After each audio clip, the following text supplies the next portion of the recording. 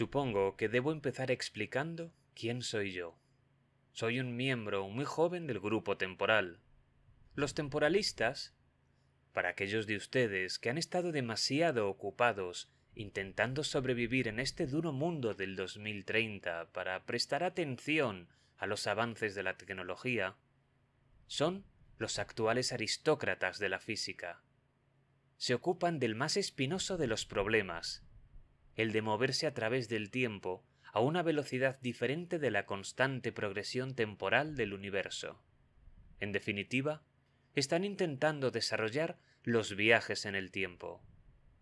¿Y qué estoy yo haciendo con esta gente cuando ni siquiera soy físico, sino meramente un... meramente? A pesar de no estar cualificado, fue de hecho una observación mía, hecha hace algún tiempo, lo que inspiró a los temporalistas a elaborar el concepto de las trayectorias virtuales en el tiempo. ¿Saben? Una de las dificultades de viajar a través del tiempo es que la base del viajero no permanece en un lugar relativo al universo como un todo. La Tierra se mueve alrededor del Sol. El Sol alrededor del centro galáctico. La galaxia alrededor del centro de gravedad del grupo local. Bien, ya se hacen una idea. Si uno se desplaza un día en el futuro o en el pasado, solo un día, la Tierra se ha desplazado unos 2,5 millones de kilómetros en su órbita alrededor del Sol. Y el Sol se ha desplazado en su viaje, arrastrando la Tierra con él. Y así ha ocurrido con todo lo demás. Por consiguiente, uno debe moverse a través del espacio, así como a través del tiempo.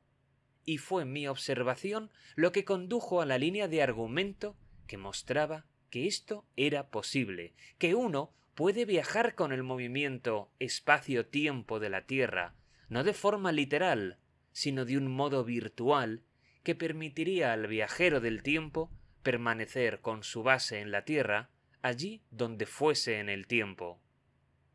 Sería inútil que intentase explicarlo matemáticamente si ustedes no tienen una preparación temporalista. Limítense a aceptar la cuestión. Fue asimismo una observación mía lo que llevó a los temporalistas a desarrollar una línea de razonamiento que mostraba que viajar en el pasado era imposible.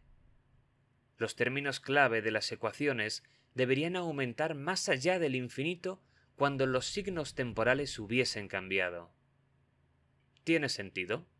Estaba claro que un viaje al pasado sin duda cambiaría allí algunos acontecimientos, por lo menos ligeramente, y por muy ligero que pudiese ser el cambio introducido en el pasado, alteraría el presente, muy probablemente de forma drástica. Dado que el pasado parece fijado, tiene sentido que viajar atrás en el tiempo es imposible. Sin embargo, el futuro no está fijado. Por consiguiente, viajar en el futuro y regresar de él sería posible. No me recompensaron particularmente por mis observaciones. Supongo que el equipo de temporalistas presumió que yo había tenido suerte con mis especulaciones y que eran ellos los realmente inteligentes por captar lo que yo había dicho y llevarlo a conclusiones útiles. Dadas las circunstancias, no me dolió, sino meramente me alegré, como un loco, de hecho, porque gracias a ello, creo, me permitieron seguir trabajando con ellos y formar parte del proyecto, aun cuando yo era meramente meramente. Como es natural, hicieron falta años para desarrollar un aparato práctico para viajar en el tiempo, incluso después de haber sido establecida la teoría.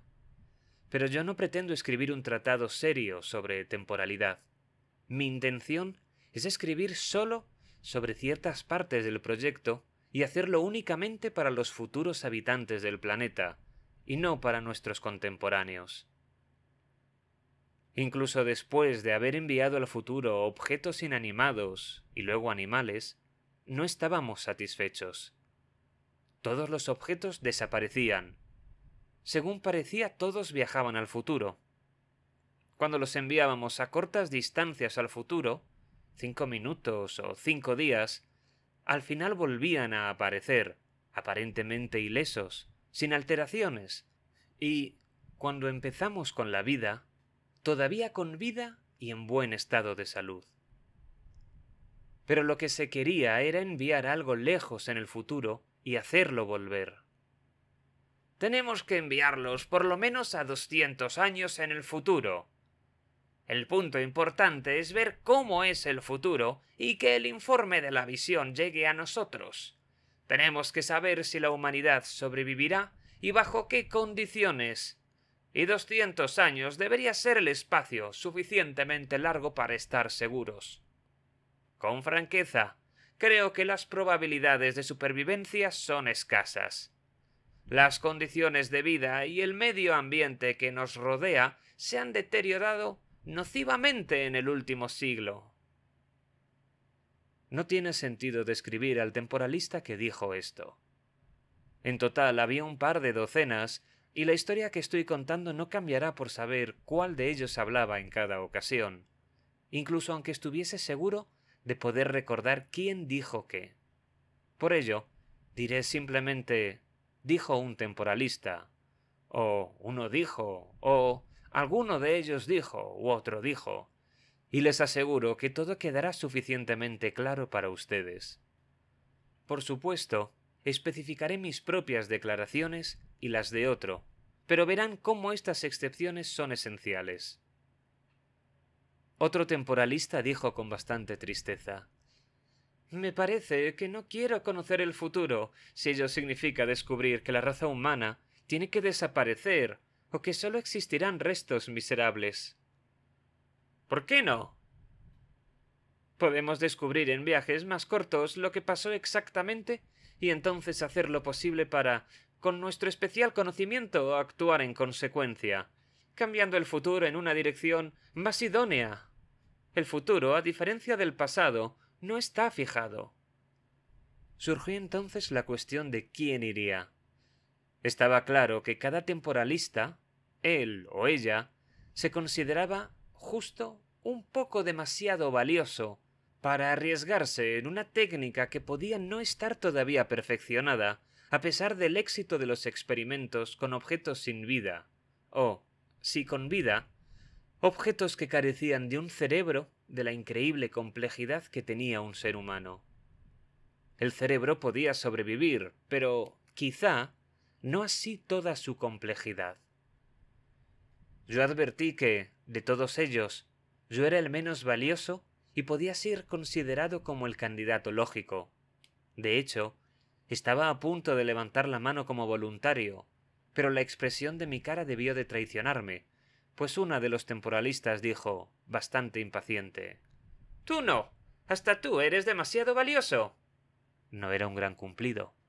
«Lo que tenemos que hacer es enviar a RG-32». Eso tenía sentido. RG-32 era un robot bastante anticuado, perfectamente reemplazable. Podía observar e informar. Tal vez sin el ingenio y la perspicacia de un ser humano, pero lo bastante bien. No tendría miedo, solo se concentraría en seguir sus órdenes y se podía esperar que dijera la verdad. Perfecto. Estaba bastante sorprendido conmigo mismo por no haberlo visto desde el principio y por haberme considerado estúpidamente como voluntario.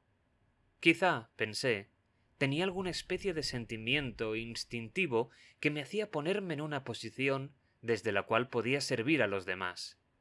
En cualquier caso, era RG-32 la elección lógica. De hecho, la única. No fue difícil explicarle de algún modo lo que necesitábamos. Archie, era costumbre llamar a un robot por alguna perversión vulgar de su número de serie, no pidió explicaciones o garantías de su seguridad. Aceptaría cualquier orden que fuese capaz de comprender y seguir, con la misma falta de emotividad que esgrimiría al pedírsele que levantase una mano. Tenía que hacerlo, puesto que era un robot. Sin embargo, hizo falta tiempo para los detalles. «Cuando estés en el futuro, Puedes quedarte tanto tiempo como consideres sea necesario para poder hacer observaciones útiles. Cuando hayas acabado, volverás a tu máquina y regresarás con ella al mismo momento en que te marchaste, ajustando los controles de la forma que te explicaremos. Te marcharás y a nosotros nos parecerá que estarás de vuelta después de un abrir y cerrar de ojos, si bien a ti te puede haber parecido que has pasado una semana en el futuro o 5 años. Naturalmente, tendrás que asegurarte de que guardas la máquina en un lugar seguro mientras estás fuera de ella, lo cual no debería ser difícil por ser bastante ligera, y tendrás que recordar dónde guardaste la máquina y cómo regresar a ella. Lo que hizo que las instrucciones se largasen todavía más fue el hecho de que un temporalista tras otro iba recordando una nueva dificultad. Así, uno de ellos dijo de repente: ¿Cuánto pensáis que habrá cambiado el lenguaje en 2 siglos? Por supuesto, esto no tenía respuesta, y se inició un largo debate sobre si podía existir la posibilidad de que no hubiese comunicación alguna, que Archie ni entendería ni se haría entender. Por último, un temporalista dijo secamente: «Escuchad, el idioma inglés se ha ido volviendo casi universal durante varios siglos, y es seguro que seguirá así otros 2. Tampoco ha cambiado de forma significativa en los últimos 200 años. ¿Por qué entonces debería hacerlo en los próximos 200? Aún así, tiene que haber estudiantes capaces de hablar lo que ellos pueden llamar inglés antiguo. E incluso si no es así, Archie podrá a pesar de todo llevar a cabo observaciones útiles. Para determinar si existe una sociedad en funcionamiento, no se requiere necesariamente hablar». Surgieron otros problemas. ¿Y si se encontraba con hostilidades? ¿Y si la gente del futuro encontraba y destruía la máquina, ya fuera por malevolencia o por ignorancia? Un temporalista dijo: «Sería sensato diseñar un aparato temporal tan miniaturizado que se pudiese llevar en la ropa. En estas circunstancias se podría abandonar una posición peligrosa muy rápidamente». Aun cuando fuese completamente factible, para diseñar una máquina tan miniaturizada haría falta tanto tiempo que nosotros, o más bien nuestros sucesores, llegaríamos a un tiempo 2 siglos más allá sin necesidad de utilizar máquina alguna.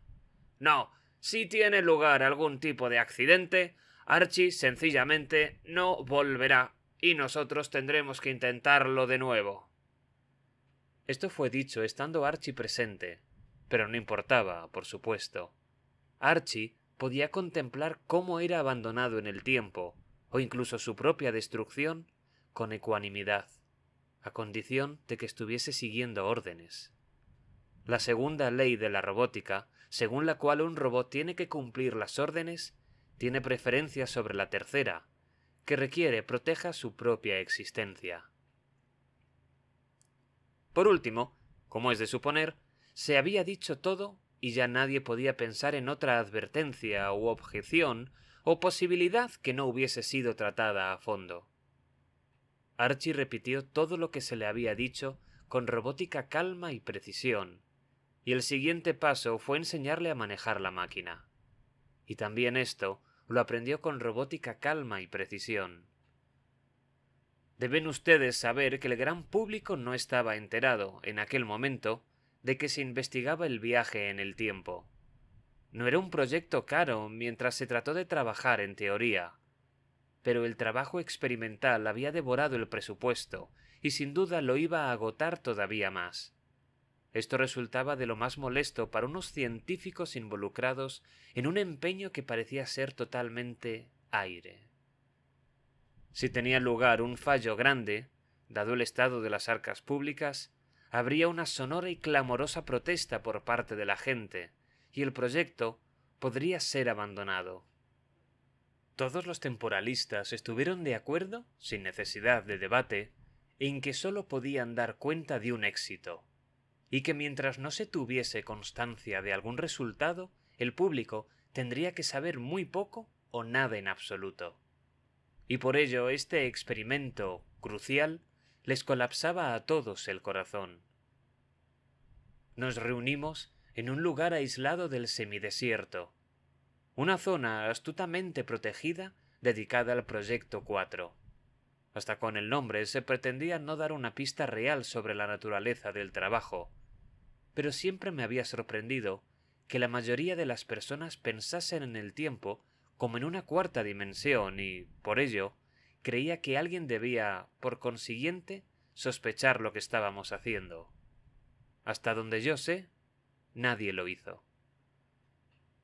Entonces, en un momento dado, instante en el cual todo el mundo contenía la respiración, Archie, dentro de la máquina, levantó una mano para indicar que estaba a punto de ponerse en movimiento. Media respiración después, si alguien estaba respirando, la máquina relampagueó. Fue un relámpago muy rápido. No estaba seguro de haberlo observado.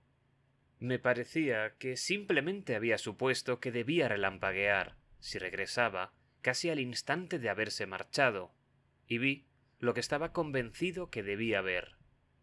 Pensé en preguntar a los demás si ellos también habían visto un relámpago, pero siempre vacilaba en dirigirme a ellos si no me hablaban primero.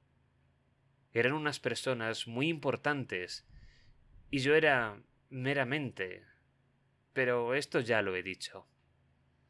Por otra parte, luego, en la excitación de examinar a Archie, me olvidé del asunto del relámpago. No era en absoluto importante. Tan breve fue el intervalo entre la partida y el regreso que bien podíamos haber pensado que no se había marchado. Pero no había duda sobre ello. La máquina se había deteriorado por completo. Sencillamente se había marchitado. Tampoco Archie, cuando salió de la máquina, tenía mucho mejor aspecto. No era el mismo Archie que se había metido en aquella máquina. Tenía un aspecto desgastado por el uso, un acabado opaco, una ligera desigualdad en su superficie donde podía haber sufrido colisiones, una extraña actitud en la forma en que miraba en torno como si estuviese volviendo a vivir una escena casi olvidada. Dudo que hubiese allí una sola persona que pensase por un momento que Archie no había estado ausente por un largo intervalo de tiempo, desde el punto de vista de su propia sensación. De hecho, la primera pregunta que se le hizo fue: ¿Cuánto tiempo has estado fuera? 5 años, señor. Había un intervalo de tiempo mencionado en mis instrucciones y quería hacer un trabajo concienzudo. Bien, esto es un hecho esperanzador. Si el mundo hubiese estado destruido por completo, sin duda no le habrían hecho falta 5 años para advertir este hecho. Y sin embargo, ninguno de ellos se atrevía a decir: Bien, Archie, ¿estaba la Tierra completamente destruida? Esperaron a que hablase él, y por un instante, también él esperó, por cortesía robótica, a que ellos preguntasen. No obstante, al cabo de un momento, la necesidad de Archie de obedecer órdenes, informando de sus observaciones, superó lo que hubiese en sus circuitos positrónicos que le obligaba a ser cortés. Todo estaba bien en la Tierra del futuro. La estructura social estaba intacta y funcionaba bien. ¿Intacta y funcionando bien?, intervino un temporalista, comportándose como si estuviese asombrado de una idea tan herética. ¿En todas partes? La mayoría de los habitantes del mundo fueron amables. Me llevaron a todos los rincones del globo. Todo era próspero y apacible. Los temporalistas se miraron los unos a los otros. Les parecía más fácil creer que Archie estuviese equivocado o confundido que el hecho de que la Tierra del futuro fuese próspera y estuviese en paz. Yo siempre había tenido la impresión de que, a pesar de las afirmaciones optimistas sobre lo contrario, se tomaba casi como un artículo de fe que la Tierra estaba en un punto de destrucción social, económica y tal vez incluso física. Empezaron a interrogarlo en serio. Uno gritó: «¿Y los bosques? Casi han desaparecido». Había un gran proyecto para la repoblación forestal del campo, señor. El estado salvaje ha sido reestablecido allí donde era posible. La ingeniería genética se ha utilizado con imaginación para restablecer la fauna de especies afines que vivían en zoos o como animales de compañía. La contaminación es cosa del pasado. El mundo del 2230 es un mundo de paz natural y belleza. ¿Estás seguro de todo esto? No hay sitio en la Tierra que se me haya mantenido en secreto. Me enseñaron todo lo que yo pedí. Otro temporalista dijo, con repentina severidad: Archie, escúchame. Puede ser que hayas visto una tierra arruinada, pero dudas en decírnoslo por miedo a que caigamos en la desesperación o lleguemos al suicidio. En tu afán por no herirnos, puedes estar mintiéndonos. Esto no debe suceder, Archie. Debes decirnos la verdad. Les estoy diciendo la verdad, señor. Si estuviese mintiendo, fuese cual fuese el motivo para ello, mis potenciales positrónicos estarían en un estado anómalo. Esto puede ser comprobado. En esto tienes razón, murmuró un temporalista. Fue examinado allí mismo. Mientras esto era llevado a cabo, no se le permitió añadir una palabra más. Yo observaba con interés cómo los potenciómetros registraban sus descubrimientos, que fueron, a continuación, analizados por la computadora. No había duda. Archie estaba completamente normal, no podía estar mintiendo. Después siguieron interrogándolo. ¿Y las ciudades? No hay ciudades como las nuestras, señor. La vida está mucho más descentralizada en el 2230 que con nosotros, en el sentido de que no hay grandes y concentrados grupos de humanidad. Por otra parte, hay una red de comunicación tan intrincada que la humanidad es todo un grupo suelto, por decirlo de alguna forma. ¿Y el espacio? ¿Se ha reanudado la exploración del espacio? La Luna está bastante bien desarrollada, señor. Es un mundo habitado. Hay centros espaciales en órbita alrededor de la Tierra y alrededor de Marte. Se están construyendo centros en el cinturón de asteroides. ¿Te contaron todo esto?, preguntó un temporalista incrédulo. No se trata de una cuestión de rumores, señor. He estado en el espacio. Me quedé en la Luna 2 meses. Viví en un centro espacial alrededor de Marte durante un mes y visité tanto Phobos como el propio Marte. Existe cierta duda en cuanto a la colonización de Marte. Según ciertas opiniones, habría que sembrarlo de formas inferiores de vida y dejarlo evolucionar sin la intervención de los terrestres. El cinturón de asteroides, en efecto, no lo visité. ¿Por qué supones tú que han sido tan amables contigo, Archie? ¿Tan colaboradores? Tuve la impresión, señor, de que tenían alguna idea de mi posible llegada. Un rumor distante, una vaga creencia. Parecía que me hubiesen estado esperando. ¿Te dijeron ellos que habían esperado tu llegada? ¿Dijeron que estaban informados de que te habíamos enviado hacia adelante en el tiempo? No, señor.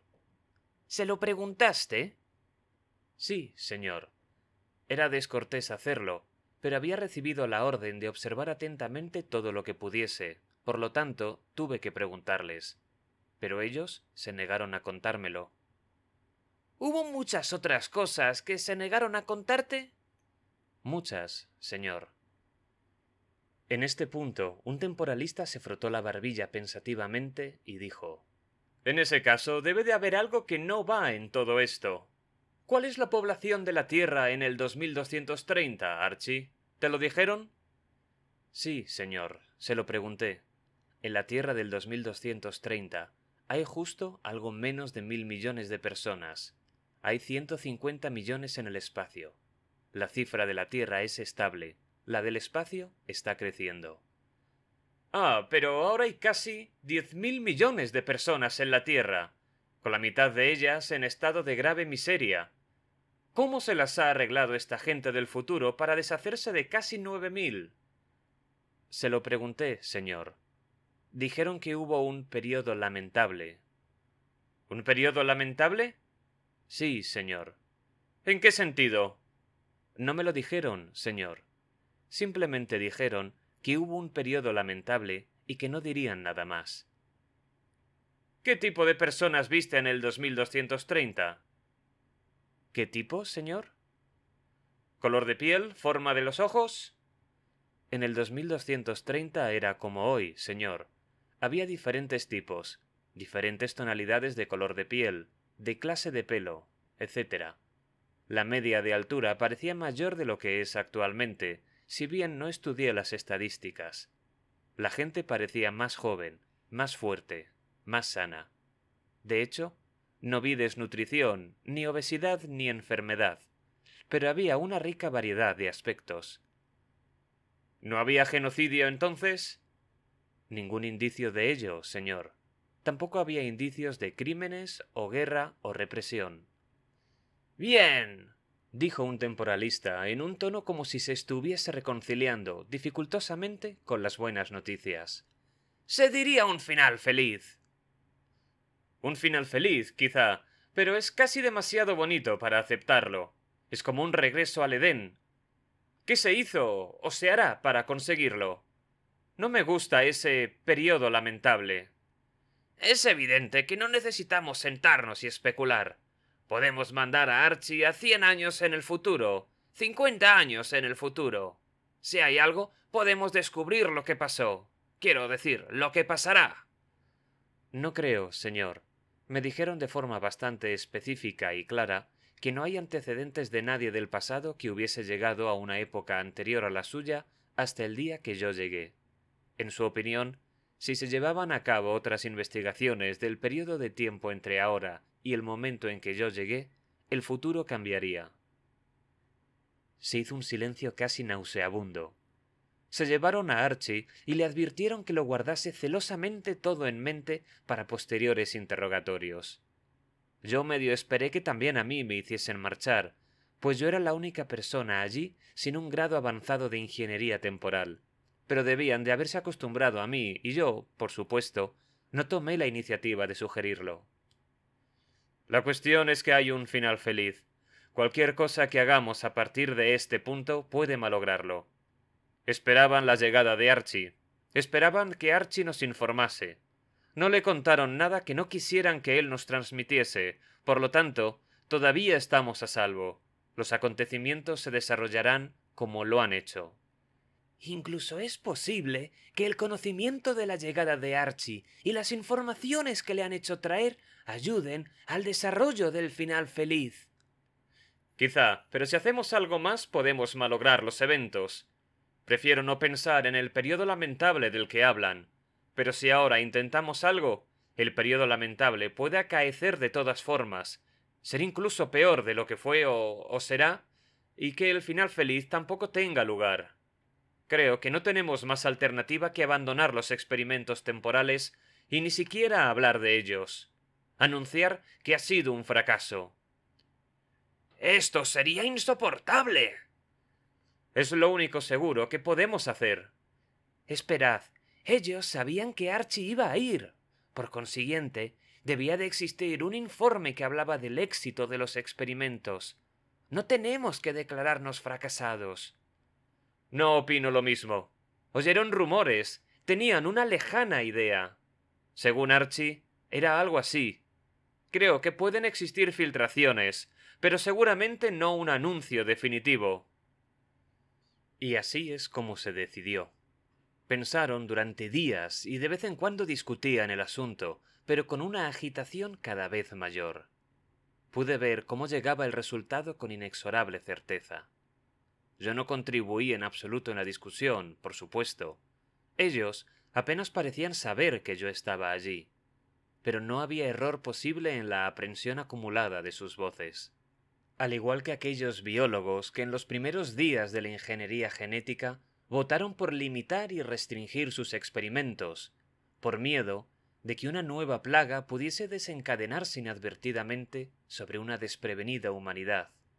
Los temporalistas decidieron, aterrorizados, que el futuro no debía ser manipulado o siquiera buscado.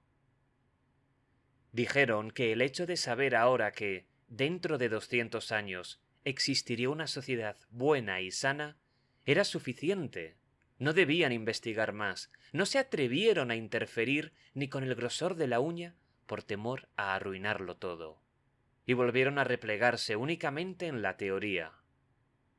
Un temporalista marcó la retirada final.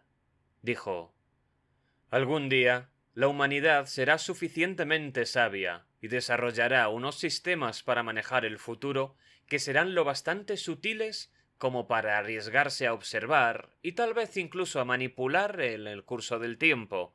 Pero el momento para ello todavía no ha llegado. Aún está lejos en el futuro». Y hubo un murmullo de aplausos. ¿Quién era yo, el más insignificante de entre los responsables del Proyecto 4, para estar en desacuerdo y tomar mi propia iniciativa? Era quizás el valor adquirido por ser muy inferior a ellos, el valor del insuficientemente avanzado. No había perdido mi iniciativa por excesiva especialización ni por una vida demasiado larga de profunda reflexión.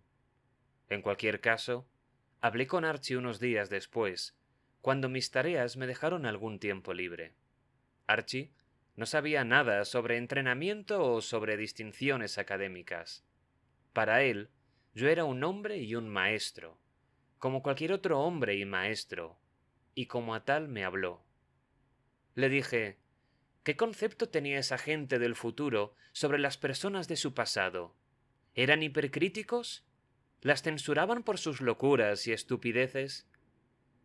No dijeron nada que me hiciese pensar que así fuese, señor. Les divertía la simplicidad de mi construcción y mi existencia, y parecían reírse de mí y de la gente que me construyó con un humor bien entendido. Ellos no tenían robots. ¿Robots de ningún tipo, Archie? Dijeron que no había nada parecido a mí, señor. Decían que no necesitaban caricaturas metálicas de la humanidad. ¿Y tú no viste ninguno? No, señor. En todo el tiempo que estuve allí, no vi ninguno. Reflexioné un momento sobre ello y luego dije: ¿qué pensaban de otros aspectos de nuestra sociedad? Creo que admiraban el pasado en muchos sentidos, señor. Me enseñaron museos dedicados a lo que ellos llamaban el periodo de crecimiento desenfrenado. Ciudades enteras han sido convertidas en museos. Dijiste que en el mundo de dentro de 2 siglos no había ciudades, Archie. Ciudades según entendemos nosotros. No eran sus ciudades las convertidas en museos, sino las reliquias de las nuestras. Toda la isla de Manhattan era un museo, cuidadosamente preservada y restaurada en la época de su mayor esplendor. Me pasearon por allí durante horas con varios guías, porque querían hacerme preguntas sobre la autenticidad. No pude ayudarles mucho, porque nunca he estado en Manhattan. Parecían orgullosos de Manhattan.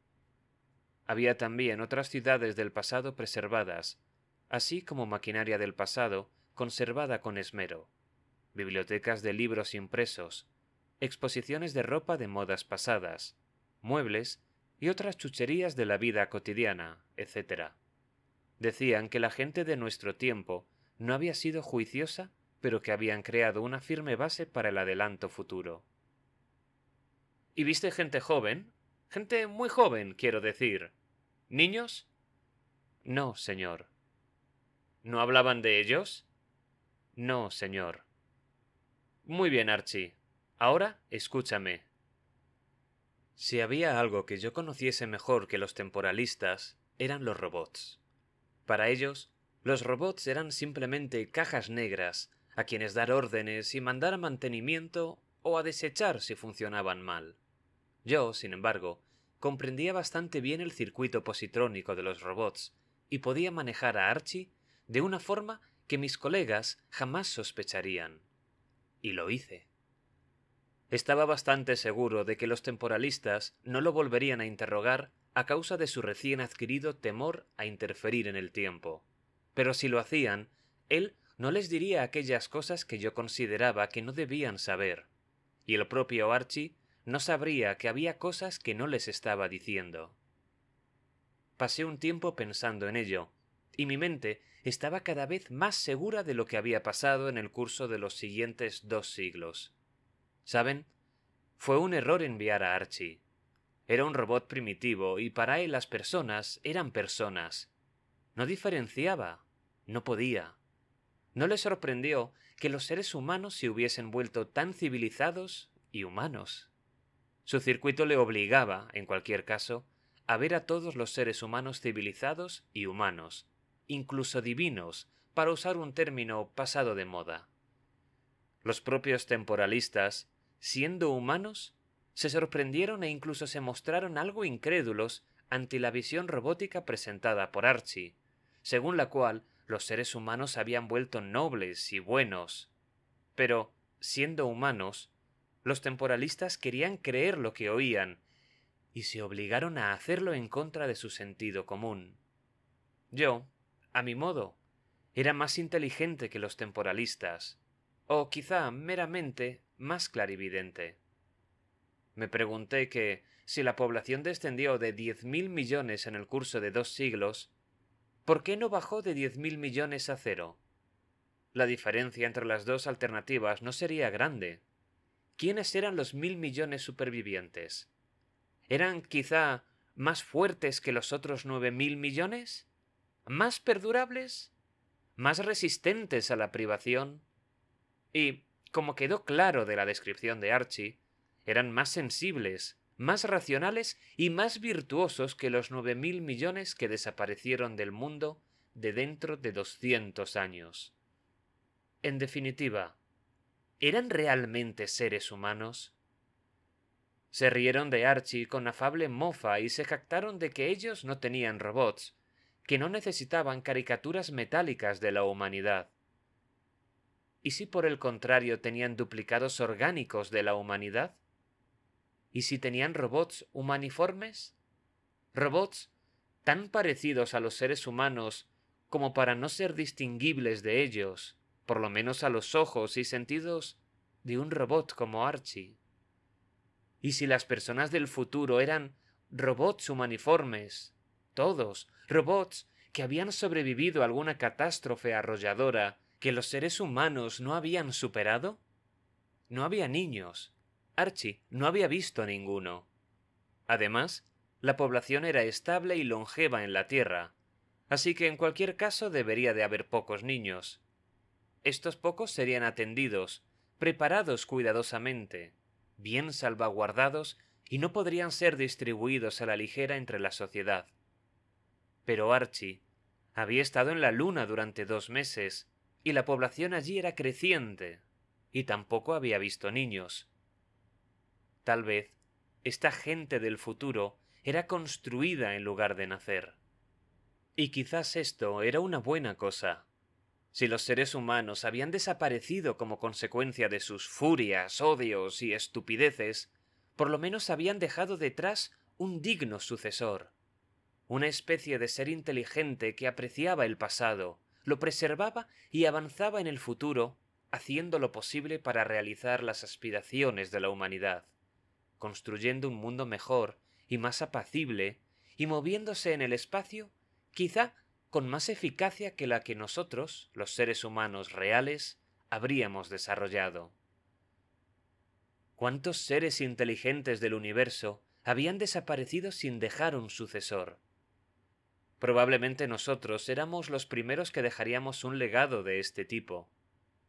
Teníamos razón al sentirnos orgullosos. ¿Debía contarle todo esto al mundo? ¿O siquiera a los temporalistas? No lo consideré oportuno por el momento. Por una parte, probablemente no me creerían. Por otra, si me creían, en su rabia por la idea de ser reemplazados por robots de cualquier tipo, ¿no se volverían contra ellos, destruirían todos los robots del mundo y se negarían a construir otros? Ello significaría que la visión de Archie del futuro y la mía nunca acaecería. Ello, sin embargo, no detendría las condiciones que iban a destruir a la humanidad. Solo prevendría una sustitución. Evitaría que otro grupo de seres, hechos por humanos y honrando a los humanos, fuese portador de las aspiraciones y sueños humanos a través del universo. Yo no quería que esto sucediese. Yo quería estar orgulloso de que la visión de Archie y mi propio perfeccionamiento de ella tuviese lugar. Por ello, estoy escribiendo esto, y velaré para que quede oculto y mantenido a salvo, de forma que sea abierto solo dentro de 200 años, un poco antes de la llegada de Archie. Para que los robots humaniformes sepan que deben tratarlo bien y devolverlo a casa sano y salvo, llevando con él solo la información que hará que los temporalistas decidan no volver a interferir en el tiempo, de forma que el futuro pueda seguir su camino trágico o feliz. ¿Y por qué estoy tan seguro de obrar adecuadamente? Porque estoy en una posición única para saber que tengo razón. He dicho en varias ocasiones que soy inferior a los temporalistas. Por lo menos, soy inferior a ellos a sus ojos.